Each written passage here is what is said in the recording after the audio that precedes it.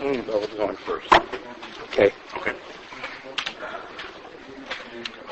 We welcome you to the convention and to the opening session, as the case may be, because the other two sessions were pushed off to a little later. And it promises to be a very informative and relevant session, as it has been in the past. Even though we have tried to move it to an easier slot on Friday, different arrangements could not be worked out.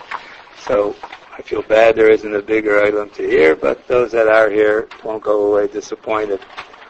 I had the chance of visiting Eretz Yisrael a few weeks ago to see our children and grandchildren, and of course when I walked in the door they immediately ran over to me and kissed the suitcase because they know where the goodies are, I guess. But I'm mentioning that because it has to do with travel, and things have changed. The family dynamics, it used to be probably in Europe, you had a few generations of families in one house. It's certainly in the same city, and traveling was out of the question, and now it's a common day occurrence. So being able to keep kosher under the circumstances of traveling is an extremely important issue. I know I asked Rabbi Fishbane a few weeks ago upon my return from Eretz Yisrael.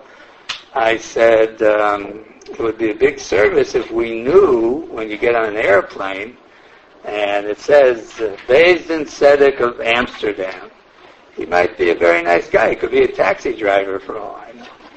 I mean, we just don't know, and it might be a nice thing to consider, saying this badatz is something that we ain't heard the other can rely upon. So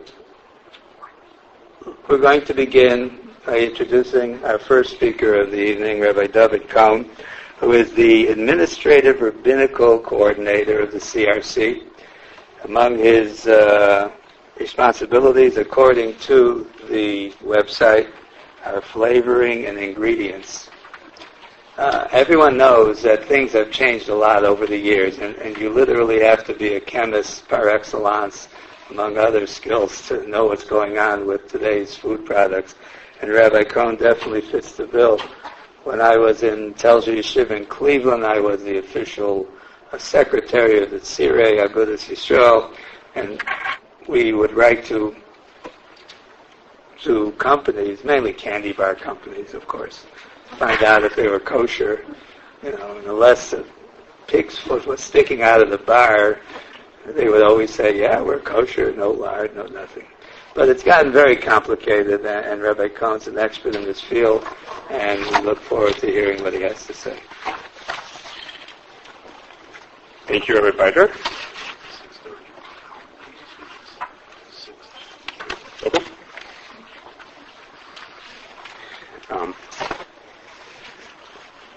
Nice to meet all of you. I have something I'm going to hand out to you when we get to the right parts of it. I'm actually not speaking about traveling. That's going to be Rabbi Fishbane. I'm going to be speaking about medicines. And so I'm not sure exactly what the connection is. They both have to do with Kashrus. And as you see, as Rabbi Bider mentioned, a good portion of our discussion of medicines is going to have to do with ingredients and some things that sound more esoteric than they really are. Just as a way of introduction, I'm going to be talking about the Kashrus of regular medicines. I'm not speaking about taking medicines on Shabbos, and unless we really have a lot of time, I'm not going to speak about medicines for Pesach. I'm really just talking about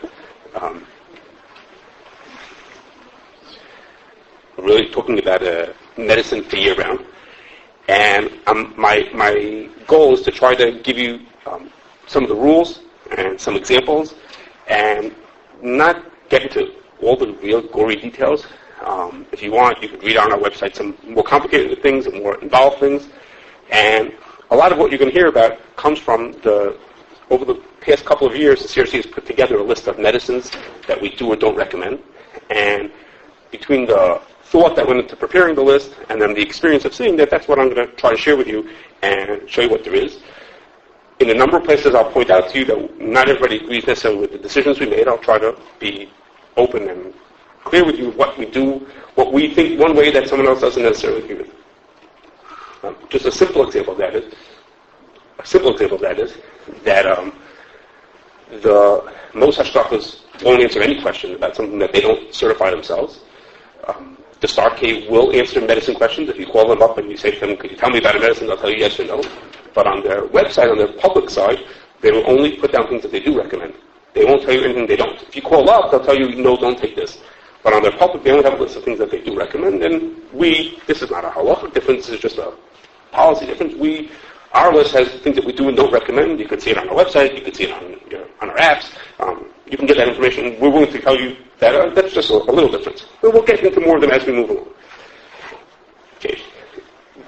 The way it boils down to deciding on whether someone can or cannot take a medicine, what we boil down is into 4 questions.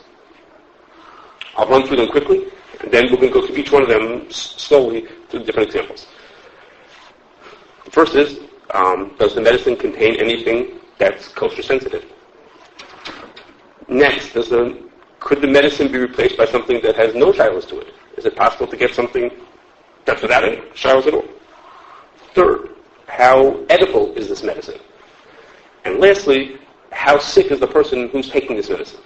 Okay, so we have these 4 questions, and we'll now go through each of them in a little more detail to explain what that means and examples of that and how that helps us in deciding whether a person could or cannot take a specific medicine.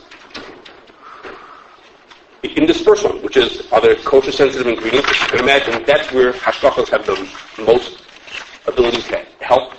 In the other questions, when I first walked in, Rabbi Weinberg said there are plenty of Rabbanim who could answer the other questions about how sick a person is, what he's allowed to do if he's sick. So we become involved in it just because we're trying to help give the medicine information. But it's in the first area that we have the most expertise to be able to help out. And that is we break down all ingredients as it relates to medicines into 4 groups. In our going through medicines, we've come with a list of about 300 ingredients that go into medicines, of which about 3/4 of them One of your questions was tasting it or something? How edible it is? Is that all you have to worry about in kosher? If it's an injectable medicine, you need to worry about? That's a good question. I actually wasn't even planning to talk about it. Yes, you're correct. If it's something that's not eaten, if it's not ingestible, let's say a suppository, or an injection, or a cream, right, we don't worry about that. In Pesach, there's what to think about that. We're going to avoid. We're probably not going to talk about Pesach, but for year-round, those things don't play a role.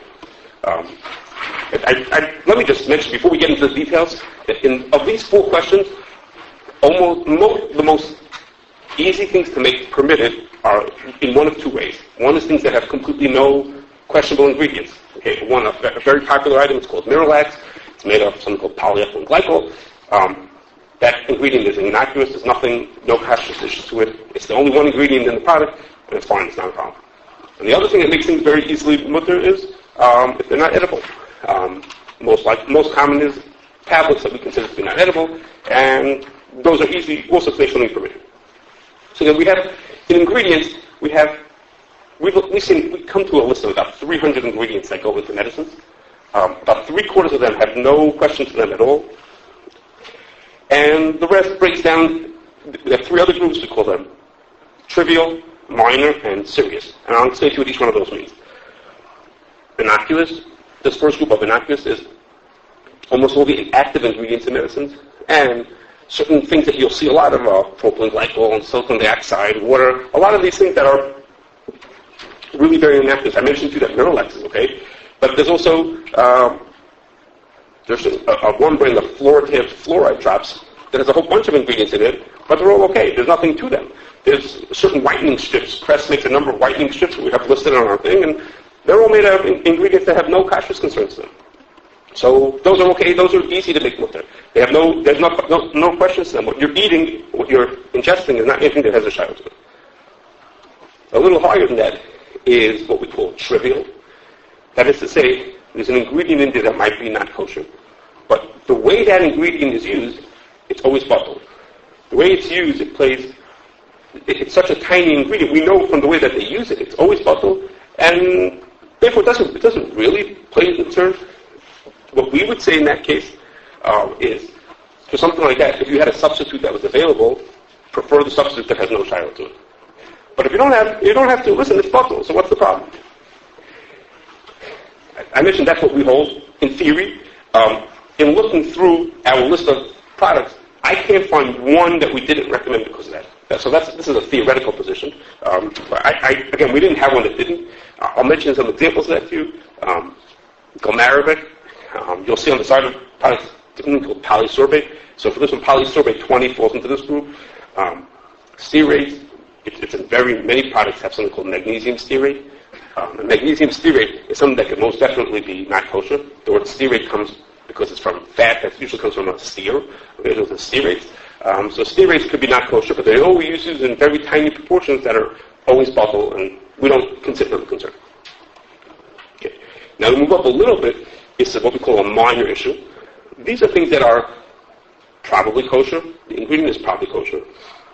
The worst that it could be is it would be asur midrabanan. Not as serious as the last group is. These are things that would be asur midrabanan, or they're asur midaraisa, but they're bottled except for a rule that's drabanan. Okay, I hope I don't lose you for a second here.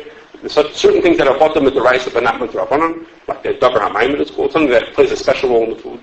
Those things are not bottled midrabanan, and we'll see soon that there's a difference. That something's only asur midrabanan makes a difference for a chayla. Okay, the most important things that fall into this group are flavors. Almost every liquid and chewable item that you take has a flavor in it, and we put flavors into this group. If I can get a drop technical for a second, flavors have in them many ingredients in them. Some of those ingredients could be terribly treif, but it's rare that the ingredients are so bad that they're more than asur midrabanan for a person to take. Without getting into all the gory details, the way the flavor is used, it's rarely worse than asur midrabanan for the person to take it, and therefore we put flavors into this group. And we'll see how that plays out. Why do I care that it's on asur midrabanan? Why isn't that bad enough? Things that are asur midrabanan are asur also. So we'll see how that plays out. That if it's that these that are only asur midrabanan have their group that they are, and also in this group is we put gel caps. Gel caps are we're going to talk about them in a little bit later, but for simplicity, we put them into this group. We'll talk about that in a later. So for this group has two items that are very popular: gel caps and flavors, and that makes this group of how sensitive is the product. We had in this way. I'm going to give you just an example that was a yosim and akal. An anomaly is there's a product called Sensa. Sensa is a weight loss product. It's a system of weight loss, and for many people, weight loss is something that's considered within the range of a chayla, that the kulas that are associated for a chayla would be appropriate, they should take it. When we thought about this product, the chachma, the thought behind the sense of product is, by giving you specific tastes, that somehow encourages you to lose weight or to eat less, I don't remember exactly. And really the product is, the entire medicine is a flavor. That's all that it is. There isn't a medicinal item that has flavor to help you get it down. It's completely flavored. And for again, I'm not to say whether it works or doesn't work, but the whole technology behind it is the flavor that it has to it. And therefore we were more master than usually. But usually we would treat flavors in this group as this one. The most serious, our fourth group, our most serious group for flavors, for ingredients, is items that are potentially asur midaraisa. Okay? The three that are the most prominent of those that are either possibly asur midaraisa or for sure asur midrabanan are glycerin, fish oil, and grape juice. What is glycerin? Glycerin is what makes the most liquid medicines not kosher. What is glycerin? If you have every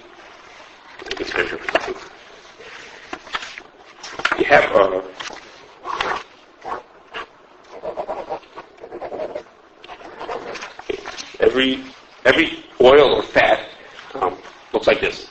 Okay, this is a crude drawing of an oil or fat. Okay, it has something that looks like the letter E. Okay, this part is glycerin, and what these look like wavy lines on the side are what they call fatty acids coming off of it. Okay, this is a very crude drawing of it. Every oil and fat looks exactly the same. They all have a glycerin on one side and some fatty acids coming off of them. What's the difference between olive oil and animal fat? How come olive oil has a certain taste to it and it's a liquid, and animal fat has a very different taste and it's a solid at room temperature? What's the difference? It's which fatty acids are attached to it. If these ones are attached to it, then it's cocoa butter. And if this one is attached to it, then it's olive oil or coconut oil or some other oil. And because it has all different types of properties based on what's attached to it. So what companies do is they want these fatty acids. The fatty acids are very desirable. They're used as flavoring ingredients. And the companies do is they take the oil, put it into a huge piece of equipment. When I say huge, it's 100 feet tall and 10 feet across. And they put it into this piece of equipment at 700 degrees Fahrenheit. Huge temperatures in this huge piece of equipment. And what happens is the oil splits in half. The glycerin goes one way, and the fatty acids go the other way. The fatty acids is what they're looking for. That's what they want. And the glycerin is the byproduct. It's the garbage from from what they're trying to make. That glycerin from animal fat is completely trained. It's nevela, or from a chazer. It's absolutely trained. And that same glycerin can come from vegetable oil, and it's very kosher. So glycerin it tastes good. It has a sweet taste to it. It's used in very large amounts in foods. And if there's glycerin in something, that's a safek deraisa. That food that's in there, might be usher midaraisa. You may midaraisa and not be allowed to eat it. So that's it's very common in liquid medicines. And because of that, that's what makes many liquid medicines not kosher. Fish oil is used not as much as glycerin, and of course grape juice. Grape juice is usher d'rabbanan. Grape juice, unless it comes with a hefsher on it, is stam yayin, and it's usher d'rabbanan. Okay, we've covered one of our 4 questions, which was, are the kosher sensitive ingredients? And now we'll go to the next question, which is a little more tricky than the first one, which is, are there substitutes for this product that I want to take? I want to take fish oil. My doctor tells me that for my sickness I should take fish oil. And he tells me that my fish oil is this fish oil that he wants me to take is absolutely the greatest thing in the world, and it's going to take care of my sickness that I have. But my fish oil doesn't have a hefsher on it. But there's another fish oil that does have a hefsher on it. Okay? There's lots of fish oil that has a hefsher on it.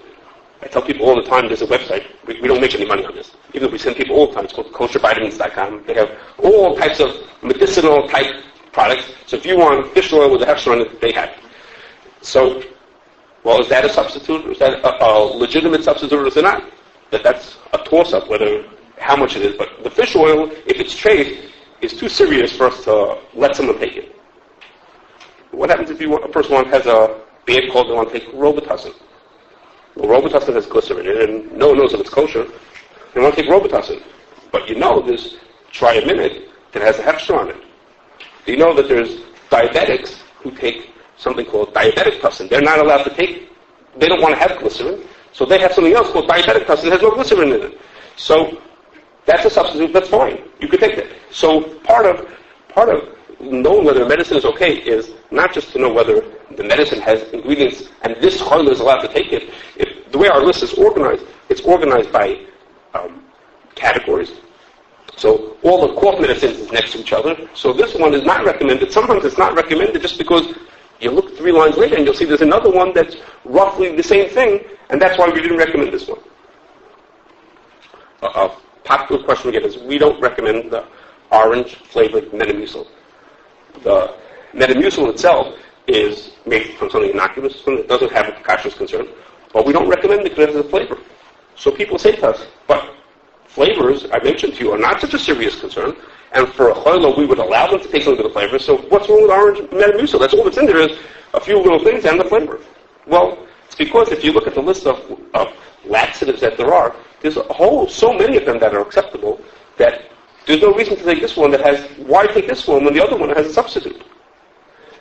On occasion, the person says to us, oh, no, but the only thing that works for me is Metamucil. That's the only thing that works for me.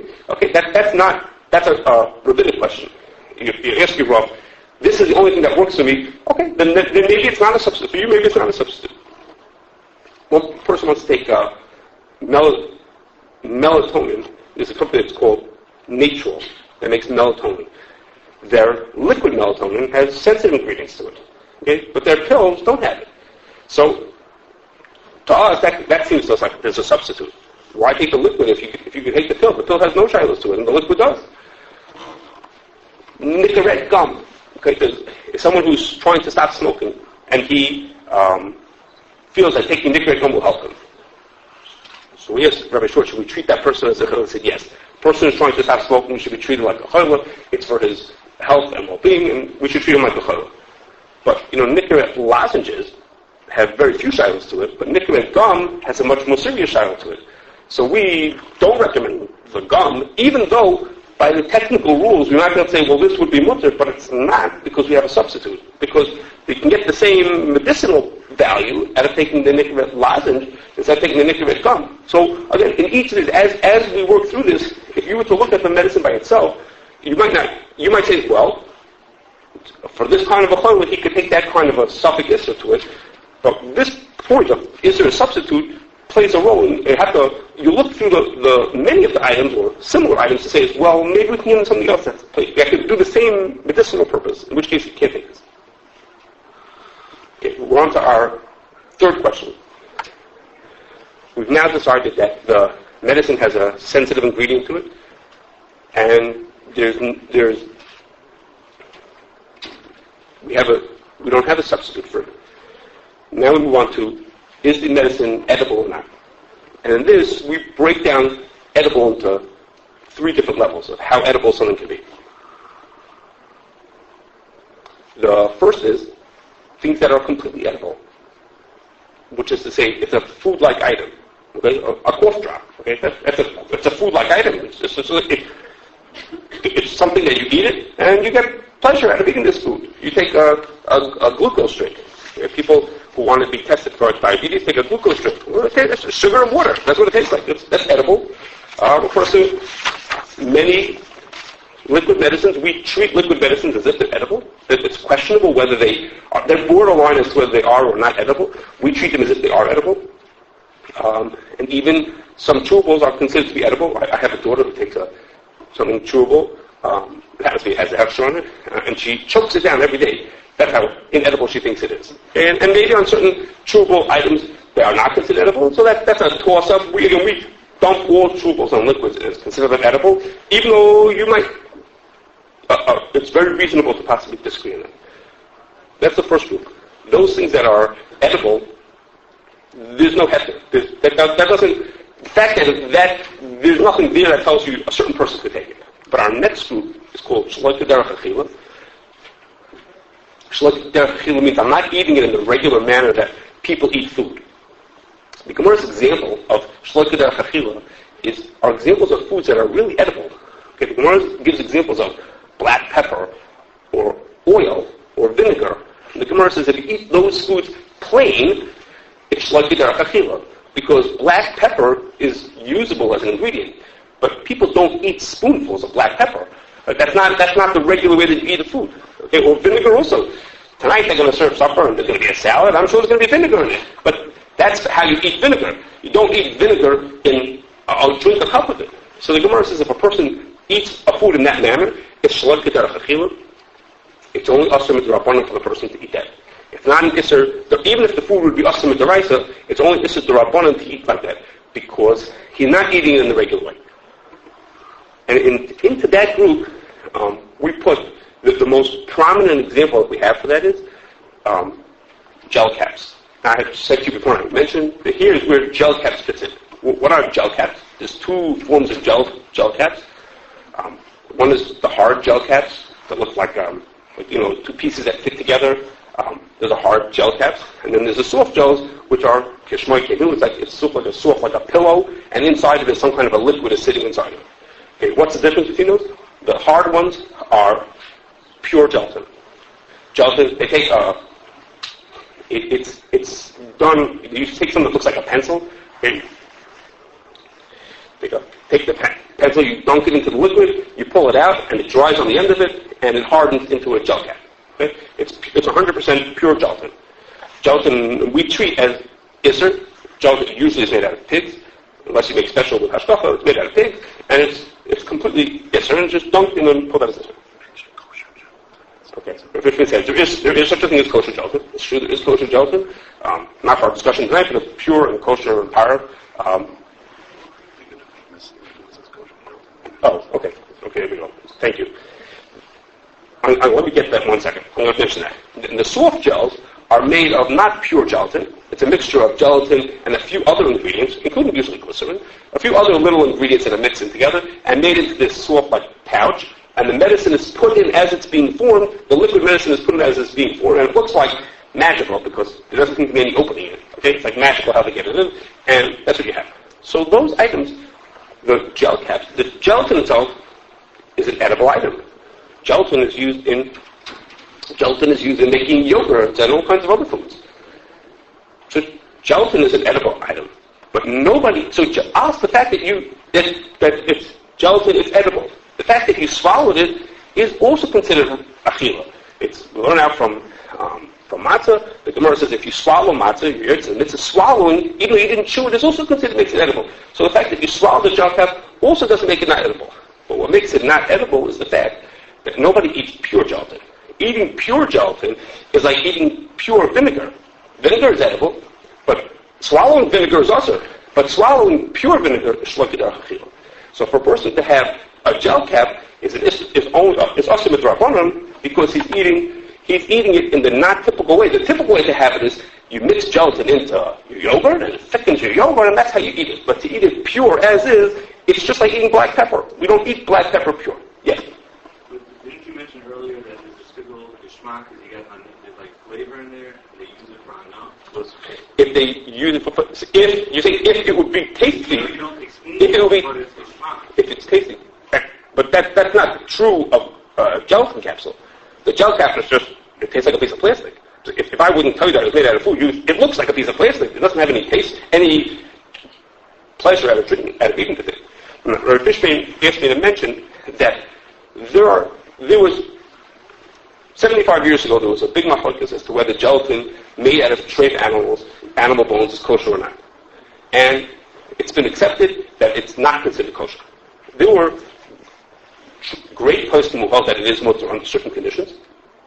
And there continue to this day to be people who give hashgacha on gelatin made out of animal bones, hopefully, animal bones as opposed to animal hides, and they give hashgacha to it and they say that it's kosher. And they sell it as kosher gelatin.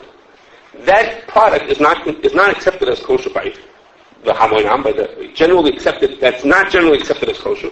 So there are products that list on them, this contains kosher gelatin, unless it was really made special under a reputable hashgacha, that, so to speak, kosher gelatin is not kosher to the standard that we consider kosher. Can I say that it's no standard? It's not that it's no standard, it is a standard of kosher. By no means is it the standard that we consider to be kosher.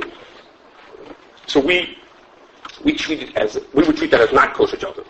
So here we have our shaloket archachila. Shaloket archachila has a special din to it. It's also midrabanan. It's mutter for a chayla. So a person who's the right level of chayla, we'll talk about that in a second. What level of chayla would be allowed to take this midrabanan? And again, I mentioned there could be three categories. We have edible food, edible medicines, shaloket archachila, and ones that are totally inedible. Things that are shaloket that are completely not edible are mutter for a chayla to take. For a technicality, a regular person wouldn't take it, but basically it's mutter for everybody.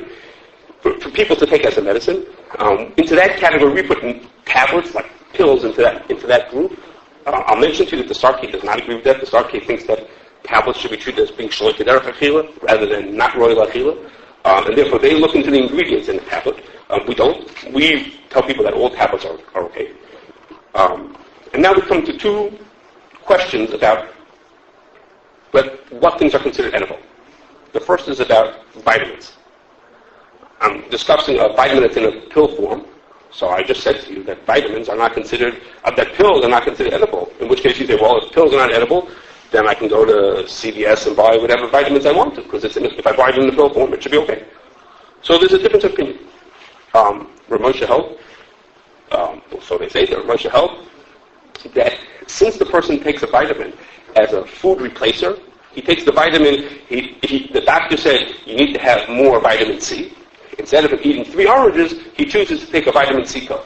Okay, he needs a little extra iron, so instead of eating a steak, he goes and takes an iron pill. So for that person is really taking it as food, and it goes into something called Agudah, that the person, because he's doing that, is makes it considered edible. That was where Moshe held, and many held like that, and the Sirsi follows that position, which is to say that we tell people that vitamins need to have hashgacha on them. Others did not agree with that, and others say that when a person takes a pill, it's also considered, if it's a vitamin in a pill form, it's also considered not edible, and it's okay for them to take it. What's worth remembering is the reason for this chumrah by a vitamin is because the person's taking it as a food replacement. And therefore, we only tell people not to take vitamins when they're taking it as a food replacement.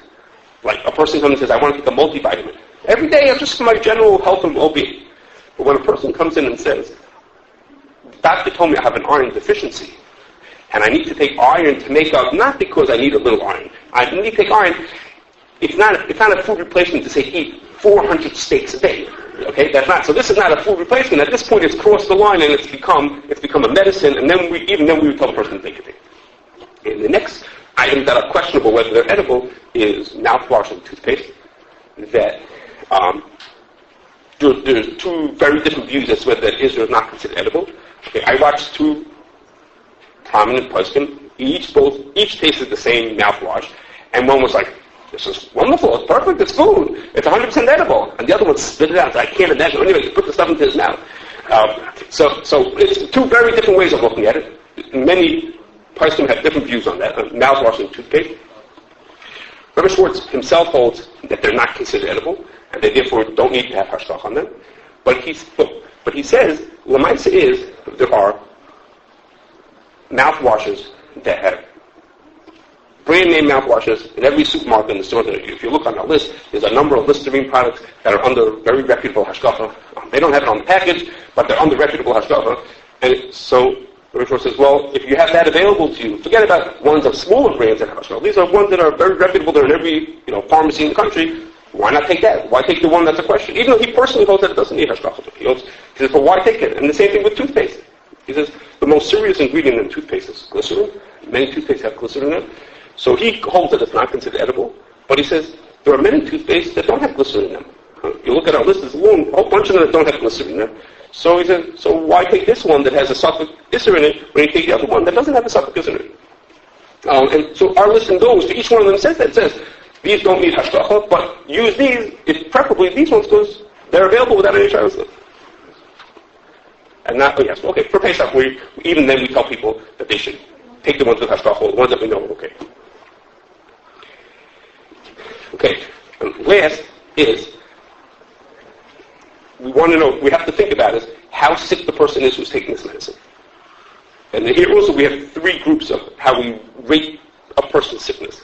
The most serious is if someone is in a sakana or safek sakana. That means that the person is either actually in danger right now, or what he has could lead him to a danger. And that group includes not only people who are ill, sitting in the hospital, or just sick like that, but people who have infections. Just about every infection, if you let it go and you don't treat the person, can lead to sakana. Not every, but just about everyone can lead it. If you let it go and you don't take care of it, it can lead to the next and to the next to a sakana. Many things that people get prescriptions for, again, not everything, but many things that need prescription medication are in that group. And for a person in sakana, the din is he could do anything. He could be on just about every isser. But he can't be on the isser if there's a substitute. He can't. It's not open season. He can do whatever he wants to. He can do whatever he wants to if it's for his treatment, and he doesn't have a substitute. So it has to be a little bit of thought to say is, if there's chance, if there's time, a little thought to say is, well, do I need to take this? The person has an infection. Okay, if my 10-year-old child has an infection, and the doctor prescribes to them a liquid antibiotic, but my 10-year-old can take a pill antibiotic. So what's the difference? He's going to get just as better with a pill as he will with a liquid. So you're right. If we treat it as a safek sakana, he could take it. Okay, but why should he? Well, I say, doctor, could you write the prescription as a pill instead of a liquid? So the doctor doesn't care. My 10-year-old could take a pill, so why shouldn't he take that? So a little bit of thought has to go into that. But basically, the person who's a choila, okay, I'm warming down. The person who's a choila, who's a sakana could take basically everything. The next level down is what's called a choilo she'ein bo sakana, someone who's incapacitated, a person who's not functioning the way a regular person is able to function. He can't sleep, or he can't get out of bed, or he's always sleeping, or some part about him is not functioning the way it's supposed to be. That person is allowed to to take care of himself. Many Isurim D'Rabbanan, not Isurim D'Rabbanan of eating foods that are Asurim D'Rabbanan, but most other Isurim D'Rabbanan, including foods that are Shlo K'derech Achila. So the choilo, who's a choilo she'ein bo sakana, which is many of the things that people take over-the-counter medicine for, are things that are choilo she'ein bo sakana. I mean, the person's not functioning right, but they're not. There's no danger to them. They're just non-functional. That person could take a gel cap. If he has no other option, the person has a terrible migraine headache, and the medicine that's going to help him is in a gel cap. He's a choilo she'ein bo sakana, and he could take the gel cap, but only if the same medicine doesn't come, of course, in a pill form. If it comes in both forms, so why is he taking this one if he has a substitute? And into this group of choilo she'ein bo sakana, there's a whole bunch of questions. It's not really questions. It really depends on the person's situation. Some people take probiotics because they think it makes them feel good. They're not choilo she'ein bo sakana. There's other people take probiotics because they're totally non-functional. Because of their stomach issue, that hopefully this probiotic will help. They need this to make them functional, they consider choilo she'ein bo sakana. I mentioned before about people taking for weight loss or for smoking prevention or people take cough drops. Well, there are people take cough drops because they like sucking candies. And the people take cough drops because they're keeling over because they have such a horrible cough. So there's a big range of why people take it. Okay. And then the last group is people what we call nechush, someone who's just uncomfortable. He's taking a medicine just because he has a little bit of a cold or a headache or breath freshener. He wants to make his breath taste a little better. So those kind of things, those people are not allowed to do anything. There's none of the things that are possible would they be allowed to do. Okay, so if I can just summarize, we had our 4 questions to help us decide whether a person should take a medicine. First was we wanted to know whether there's anything sensitive about this. And it's not just a yes or no, it's that if there's something sensitive, it might be only somewhat sensitive and it's going to be mutter for this type of choilo. The next question was whether there are substitutes. And that plays itself into all things. Anything that's mutter is only mutter assuming that the person doesn't have a substitute for it. The next one is how edible the medicine is.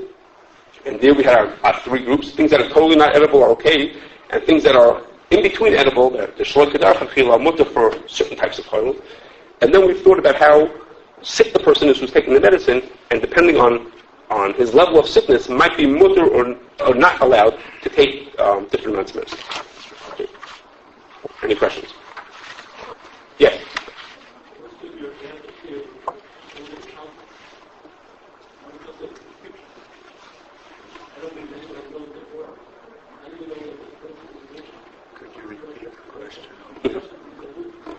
Okay, so the question was, I'm telling you about over-the-counter. My examples were all over-the-counter medicines. It's true. We focus on over-the-counter medicine. So how do we know about a prescription medicine? How do we know what the ingredients are in that? And how do we know whether it's kosher or there are substitutes, etc.? So the 2 parts of the answer. One is as far as the ingredients. Did you ever, when you get a medicine, it comes with this long white piece of paper with 1,000,000 words on it? Okay, well, that's a legal piece of paper that they have to stick into your medicine. And those are all published. Those are all given to the government, and they're all published, and they have the ingredients on there. The ingredients are on that piece of paper. If you can make your way through all that boring writing, it's in there, the ingredients that are in there. So we actually do look up medicines on occasion. We can look up the ingredients on all prescription medications. The government has a website with everybody, those little words are on a website. And so the other question is, as a rule, the prescription medications are for adults in pill form. We don't consider that an issue at all to even think about it. When they're for children, by and large, they're for things that are so serious that people are not asking questions. Rightfully not asking questions. They're just saying, it's for that kind of thing, they don't have to take it. If you looked into the finer details, maybe you could. Maybe there would be specific ones there or not, but we tend to focus away from that. Any other questions? Okay, thank you. I have copies of our list. When we started, there was enough copies for everybody. but now we have too many people. So whoever would like to take a copy of our list, it's available on our website. Updates itself all the time. Thank you very much, Rabbi Cohen.